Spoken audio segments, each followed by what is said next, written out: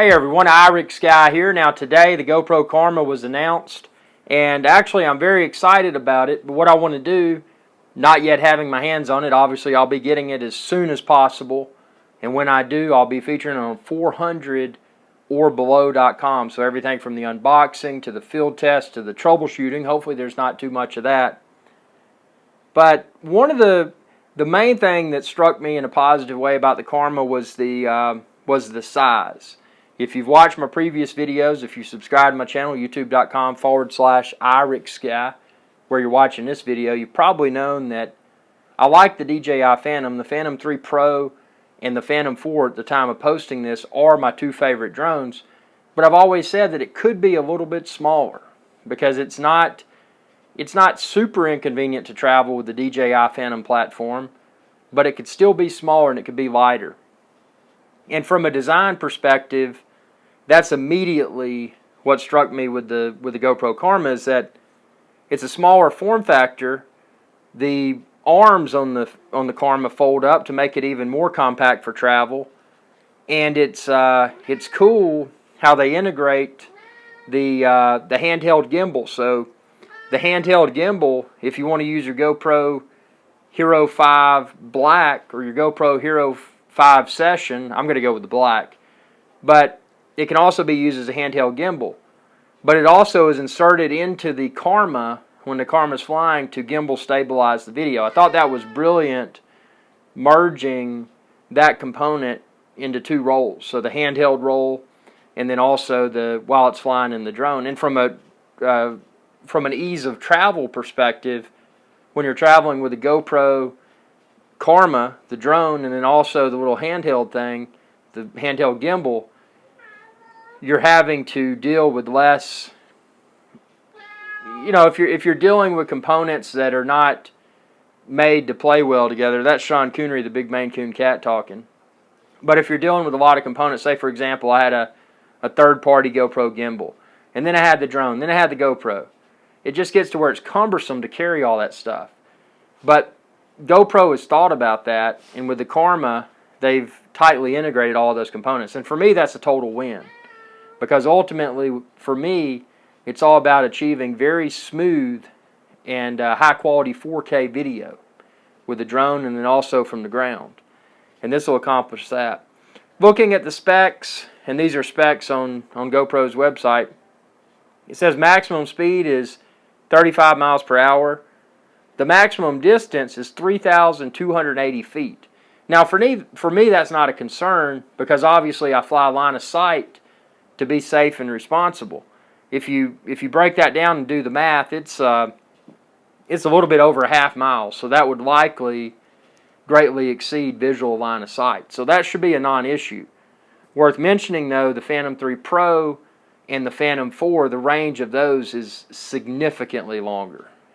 But it's a situation with that range, I only use that range if I'm out over empty and open ocean where there are no hazards. So it's not something I would use every day. So I don't. A lot of people are going to say, "Oh man, the Karma, the range isn't as good as the DJI Phantom, bro. The Karma's no good." I don't agree with that statement. I think the Karma is perfectly good because this should enable me on paper. Again, I haven't flown it yet, but on paper, this should enable me to do everything I need to do within visual line of sight. The operating frequency is 2.4 gigahertz. Something we really loved if you're a Phantom user like I am, and again, at the time of posting this, having not yet flown the Karma, the DJI Phantom 3 Pro and the DJI Phantom 4 are my two favorite drones in the market today. Silky smooth 4K video, very intuitive flight experience, just a good experience overall. But they come with LightBridge, which is DJI's proprietary technology, and it works really well for the FPV, the first-person view. Now keep in mind, with the DJI Phantom, I only use the first-person view because I want to confirm that my camera is in proper alignment. I'm not flying first-person view. I'm flying visual line of sight.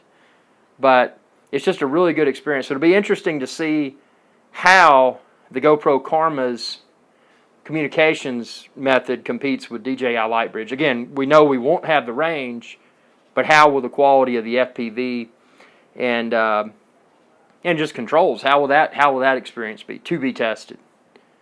What is cool about the Karma, I like on paper the controller. It's got a built-in screen, so there's no need to bring your own iPod Touch like I use, or your iPad or your iPhone. It's got a built-in screen. It says the battery life of the controller is approximately 4 hours. That's nice. And obviously it uses a 2.4 gigahertz operating frequency. The Karma battery says up to 20 minutes of flight time. So again, in comparison to the Phantom 4, that's a few minutes less. So I mean, but 20 minutes, when you think about it, if you think about your average YouTube video clip, your average YouTube video clip is likely around the 5-minute mark, give or take a few minutes. So if you look at it from that perspective, in theory, someone could get 3 really solid YouTube videos, 3 videos, 5-minute duration, and then have 5 more minutes if you had to reshoot something, if you messed up. The charger, it says charging time for battery, for the Karma battery, is 1 hour. Charging time for Karma controller is 2.5 hours. And it says charging time for Karma grip, the grip being the gimbal that we were talking about earlier, it says 2 hours for it. And the Karma stabilizer, it's compatible with Hero 5 Black, Hero 5 Session, Hero 4 Black, or Hero 4 Silver. So if you've got a GoPro older than if you've got a Hero 4, it's got to be a black or a silver, because anything older or anything else will not work with the GoPro Karma. Which honestly, and that's the topic of another discussion, the new GoPro cameras. I think they're nice, but check out my other video where I talk about those. But I think it would be in one's best interest to go ahead and get one of the new Hero 5 models. The Hero 5 Black, if you want to have the capability of swapping the batteries, or the Hero 5 Session if you don't really have that need. Let's see, the Karma grip handle. Again, this is the thing we were talking about that doubles as a handheld gimbal for your GoPro. It says battery life on it is 1.75 hours.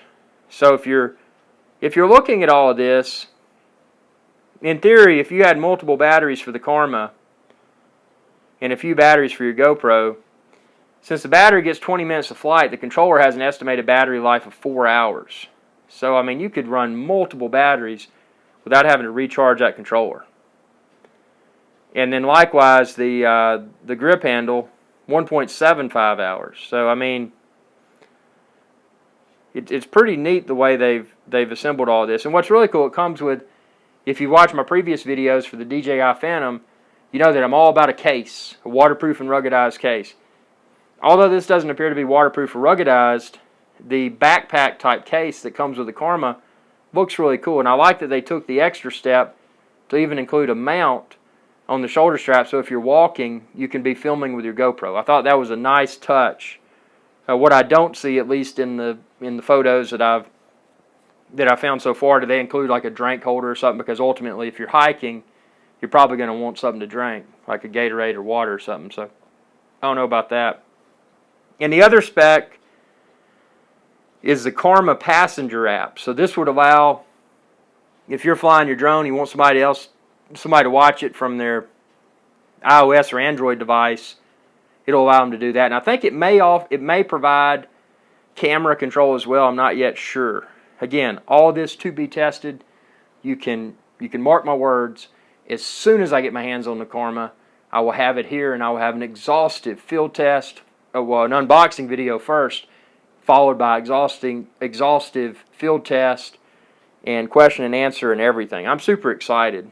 So those are the specs, but a few other things I wanted to point out is that it's interesting how they've located the camera on the Karma.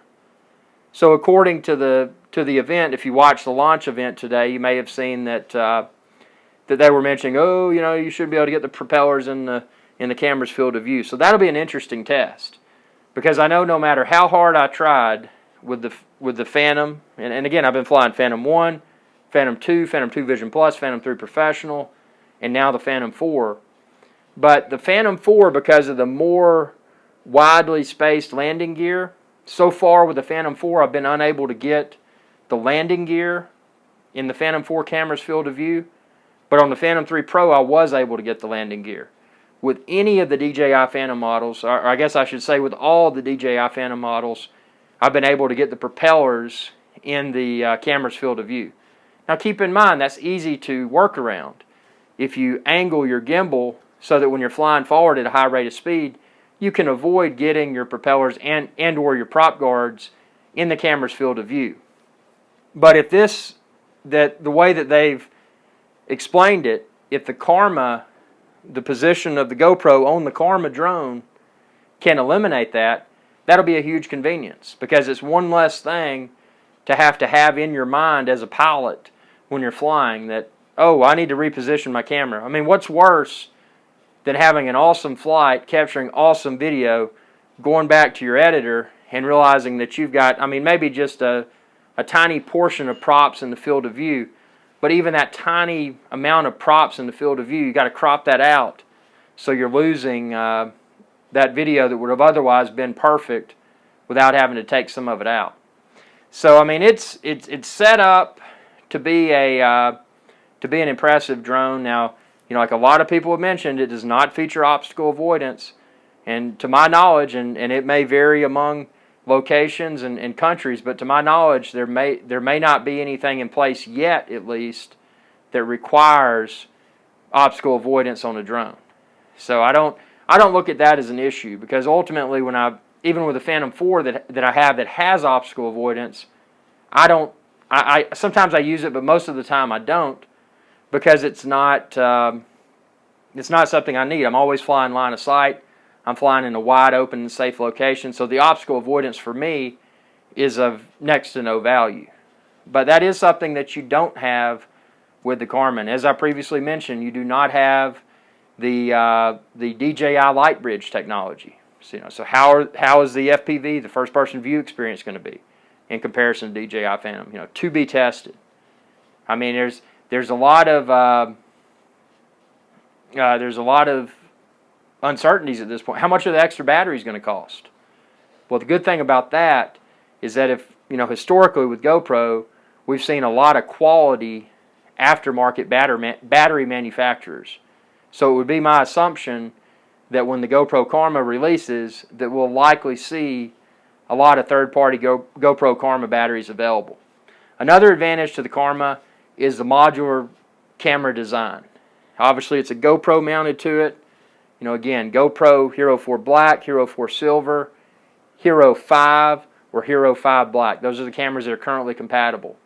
But hopefully, as GoPro continues to release new cameras, and hey, maybe they'll release a 360-degree camera. Wouldn't that be great to have that on the front of a drone and not have to rebuy the drone? Use your existing drone and just buy a new camera. Or maybe you want to fly with a regular GoPro, like a Hero 5, but then there's a situation where you want to use a 360-degree spherical camera.